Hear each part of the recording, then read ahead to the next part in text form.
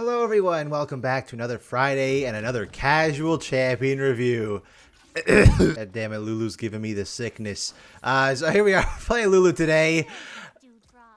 I can't look at it. Unfortunately, I got auto-filled today. I was gonna play Lulu support or even top or something, but I got put in the jungle. So I'm channeling my inner freak today. That's a deep cut reference. Though Lulu is a support, I play her as a jungler. You know what isn't a deep cut reference, but it's amazing though. In fan art section, yes. Look at so many gremlin creatures. There's so many good ones. Oh my goodness. I'm probably gonna make a post about this later because I do get comments of asking like, how do I submit stuff for the fan art section? The easiest way to notify me about it is either just adding me on Twitter, which is always in the link in my description, or in the fan art for Nicky channel, which is also in my Discord server. That's the best way to do it. And if you do make it, do send it to me. I do need to see it. I must see it. I have to. It's amazing and wonderful. Thank you so much, fellas. God, you don't just even realize just how much of a hat creature Lulu is. But she is also a dastardly creature because she is the one who created Graves. That's also a deep cut reference. I'm not really sure how this clear is gonna go. I mean, Lulu was supposed to be a jungler at one point, right? Freak said so. But I mean, every character can jungle now, can't they? It's just a matter of speed. So Lulu's lore is not really that in-depth. She's just some hyperactive, imaginative outcast from her fellow Yordles because she actually is a Yordle. I don't remember if she was actually designed to be a Yordle from the get-go. Back in the day, there was all kinds of various things like Heimerdinger, even know what Heimerdinger was. Justana was a Megling, whatever that is. It sounds like a word I should not be saying, though. But Lulu wandered around the material realm and eventually would stumble upon what she thought was an injured bird. But upon inspection, that injured bird was not an injured bird. It was a fae who took Lulu's walking stick, which I guess she had at the time, and zoomed away. But Lulu, as happy and peppy as she is, thought that more of a game than something of hers was stolen, and chases after this fae creature. And this chase goes on for some time until eventually they both stumble into the spirit realm, somehow from the mortal realm, and stumble further into a magical place called the Glade. I'm about to stumble into top lane right now if that Darius don't leave my Cho'Gath alone. Look at that. Even in jungle, Lulu's a terrible support. Do I beat this guy? Oh, I feel like I beat him.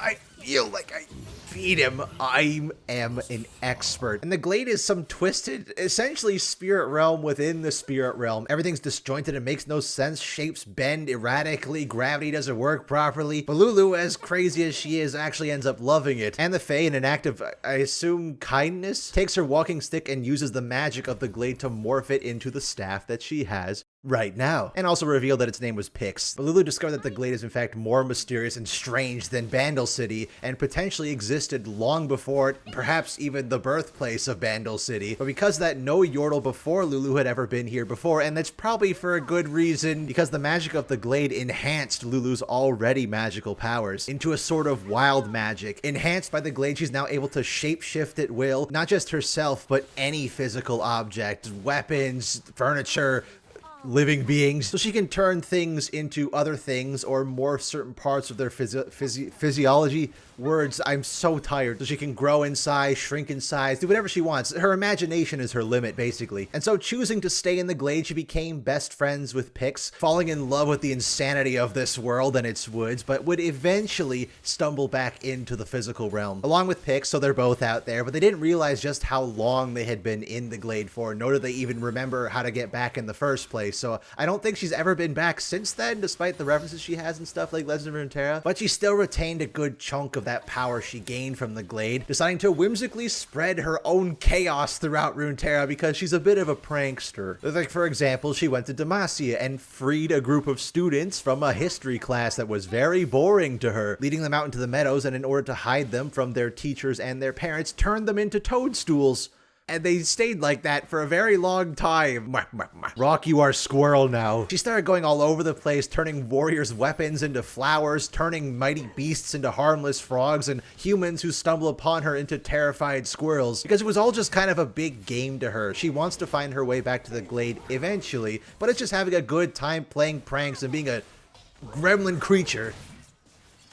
in the physical realm. So this brings up an interesting dilemma about Lulu, because a lot of her transformations, like the stuff with the toadstool, are not permanent. Like, those kids got back to normal eventually, but a lot of the transformations she does are permanent. Those people that just wander into the woods, which she's now occupying a space in Ionia now because she likes messing with all of the Zed acolytes, turn them into a squirrel, and they're stuck that way forever.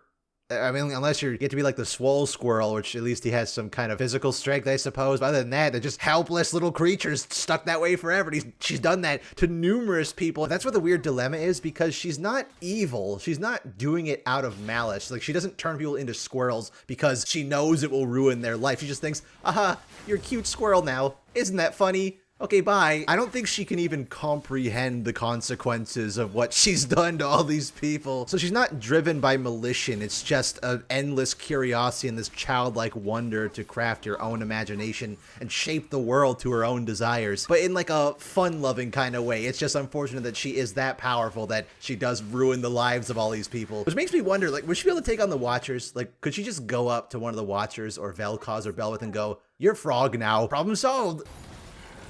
That was an incredible ult by me. You know, I wasn't going to talk about her design right now, but then the thought just occurred to me. Lulu was also, if my memory serves me correctly, was the first champion to get their own dedicated theme. You know, back when champion themes were just, let's take the existing League of Legends theme and put a filter over it. So Lulu was just, here's the League of Legends theme, but slightly more whimsical. As for her design, you know, she's hideous looking, but that's a result of her age, model-wise. I think her actual design is really fun. It's best exemplified in the cinematics and stuff, and extra artwork where it actually shows her looking like a Yordle. But I love this little manic sorceress, the super long hair, the giant hat occupying like 90% of her character design. I mean, because who isn't a sucker for giant witch hats? It's like, it's gold every time it works. And every single artwork she's in, she always has this mischievous grin, sometimes even devilish grin. Like, she just loves being a menace to society. And it's a good thing those cinematics and extra artworks do exist, because Lulu doesn't need as much as some other characters like Heimerdinger. Trying to rework old Heimerdinger to look like a Yordle would have been impossible, but with Lulu, like, it's basically just some facial reconstructive surgery and slight tweaks to her proportions. But other than that, she fits in with the rest of the Yordles just fine. On top of being completely unique, like, there is no Yordle that looks like her, and that's good, because she is supposed to be an outcast. She also just has some really funny voice lines. I know that's maybe a bit of a controversial opinion. I know a lot of people find Lulu really annoying, and of course, because she's supposed to be. But I think she is that kind of perfect level of annoying.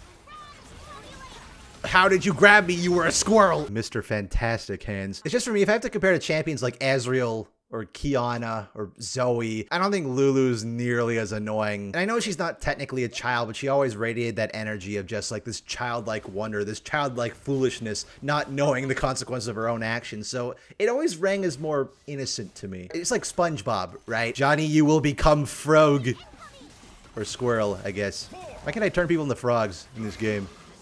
Terrible game, honestly. Old SpongeBob, like seasons 1 to 3 kind of SpongeBob, where he's not a kid either, but he does have this kind of blissful ignorance to him that's just happy-go-lucky all the time and causes chaos to people that he doesn't really think he's causing chaos to. But they're written in such a way that the viewer doesn't find them annoying, while it's made very apparent that they can understand why the people in their world could find them annoying. And I think Lulu kind of hits that perfect balance as well. The only other thing about her design to mention is probably Pix, and he's terrifying. I hate how he looks. I'll probably put up on screen probably a more high resolution pic. Beautiful butterfly wings, like, oh, it's this wonderful little fairy like Zelda, and then you zoom in, it's just like a human with butterfly wings. It is mortifying. I don't know what it is. It terrifies me, but I think that's on purpose, and that's good, because Lulu does have this twisted side to her, this dark side, one that she doesn't really know is there, that's just kind of floating around in her psyche. So I think having this little manifestation just floating right next to her all her time, like it's like her intrusive thoughts are just floating next to her through the entire time. And Pix was the one who gave her the staff and led her to the glade, so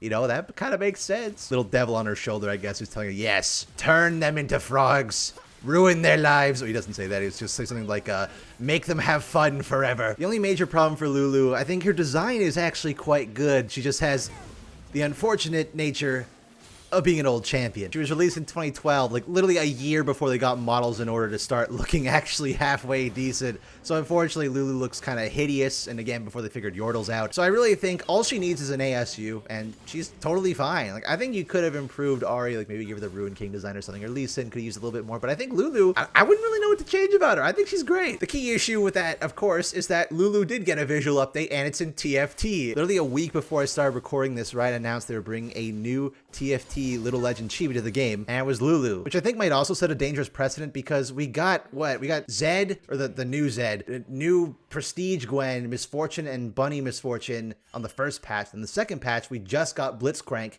and Space Group, and now we're getting Lulu in the next patch. So I guess in like a week and a half's time, if we see another Chibi, then I guess that means TFT is doing a new Chibi every patch now, which I guess is fine. You know, for the base ones, at least you can earn them, sort of earn them. I guess you have to buy the battle pass, but you can get them in the rotating shop because they're available right at the beginning. If you want Star Guardian Lulu, oh boy, I hope you got 200 smackaroons at least. I love Gotcha, but I do really, really like the Chibi Lulu from TFT. I think because it's so expressive. They gave her so many different animations and emotes and facial movements. Like, it just looks so goofy, and it also because it's a lot like Tristana and Teemo in that game where they were already chibified, like the Yordles already have chibi proportions, so making a chibi Lulu doesn't really look that out of place, and we're champions like Malphite and Blitzcrank. With Lulu, I think literally if you just change the anime eyes and the little mouth, like the classic chibi expressions, there you go, new Lulu model right there. Like,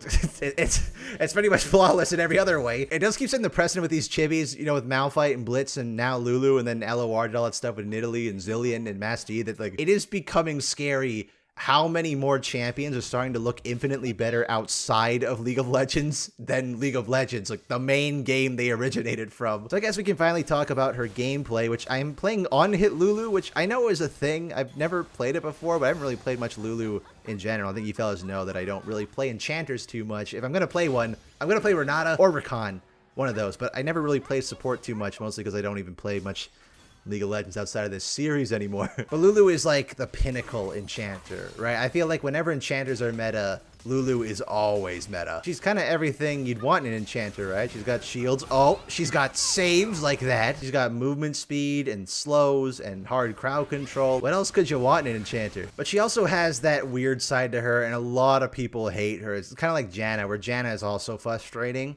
and Lulu is designed like Teemo and Shaco to be frustrating on purpose. Except Lulu never bothered me as much as something like Shaco, for example, because Shaco is a carry. He's designed to be super frustrating and kill you. Lulu is designed to be an annoyance, and that's great because that's who she is as a character. She's this manic little pixie girl running around the rift, causing chaos, doing harm by stopping assassins from killing people. And that's good. Zed Acolyte, she likes messing with them the most, so of course she'd have a bias towards assassins. And stuff from her lore is implemented quite well, like Pix is doing his own thing down there. She's turning people into frogs and squirrels and morphing her size and other people's sizes. It's like, kind of like that Vigar effect, you know, when you play Vigar, maybe it's just me. Whenever I play Vigar, suddenly I engage gremlin mode. I just lose brain cells and throw an ult and go, That's what I get with Lulu. I'm not thinking. I'm just little tiny rat creature in a giant witch hat running around the rift, being a nuisance to everybody. So in that sense, I think she actually captures her thematic fantasy really well. And kit-wise, she's not exactly complex. Wait, do I win? Quay, you rat creature. I thought I was supposed to be the rat. Good thing I can make my daring escape. I'm pretty proud of myself. Lulu's not really a complex champion, especially not by today's standards, but back in 2012, a champion that basically has, what is it? But back in those days, a champion who basically has 6 abilities. Like, my effect of my W and E changed on depending who I use it on, whether it be myself or enemies, or I guess allies and enemies. It provides that little bit of layer, that bit of strategic planning. Like, you can give yourself and allies stat bonuses to make them stronger, but then you also lose out on your slows and your polymorph. Like, you gotta make sacrifices, and there's a little bit of decision making, which for a class that doesn't really require a whole ton of decision making for their kits normally, it's a nice breath of fresh air. I wouldn't say I'd play Lulu too much. Again, I don't really play enchanters a whole lot, and there's plenty of other characters. I want to play a gremlin character, like I said, Vigar, kind of peak gremlin character to be. It's just kind of a shame that whenever enchanters are meta, she is always at the top of the list of priority, because again, she's kind of everything you'd want in an enchanter. The downside of that also, she kind of has a stranglehold on Kog'Maw. Like, if you play Kog'Maw without a Lulu support, AD Kog'Maw at least, and it's kind of not even worth it. It's like you have to play them together, which is why AP Kog'Maw is superior. I've been saying this for years. That being said, Riot did actually try to do something cool and take advantage of that, and that's where we got the Monster Tamer skins, and I kind of wish they had more time to expand on Monster Tamers, because I think Monster Tamer, Lulu, and Kog'Maw are genuinely so clever, because you take 2 champions who are always paired together and make them a Pokemon and the trainer, but it works on another level. Rock, you are squirrel. It works on another level because you have Pix being the mini Kog'Maw. So you have the starter version of the evolution, and then Kog'Maw is the middle stage or even the final stage evolution. So it's great. Like, you have an actual trainer who's trying to, ow. So you have an actual trainer who's trying to make these Pokemon creatures stronger, and you can see the difference between the two. It's just a great way to reimagine a duo of champions that are normally played together. I wish they do that more often. Like, you know, a lot of people will play Alistar with Yasuo or something. I know they don't bot lane together usually, but like having a skin combo with them, that'd be kind of cool. And I guess before this game ends, stop it, Rock. You don't even deserve to be a squirrel today. Lulu's got tons of great skins. You got Dragon Trainer, Pool Party, Space Groove. She's got Cosmic, which I don't really like Cosmic skins too much, but she does have Aurelion Small in that skin, and that's funny. Okay, 6-3 and 11 on Hit Lulu Jungle for today. Awesome. Okay. I love League of Legends. All right, fellas, thank you for watching this week's Casual Champion review. I will see you next week, hopefully, for Lux, which is going to be very interesting. So take care of yourselves. Have a good day. Goodbye.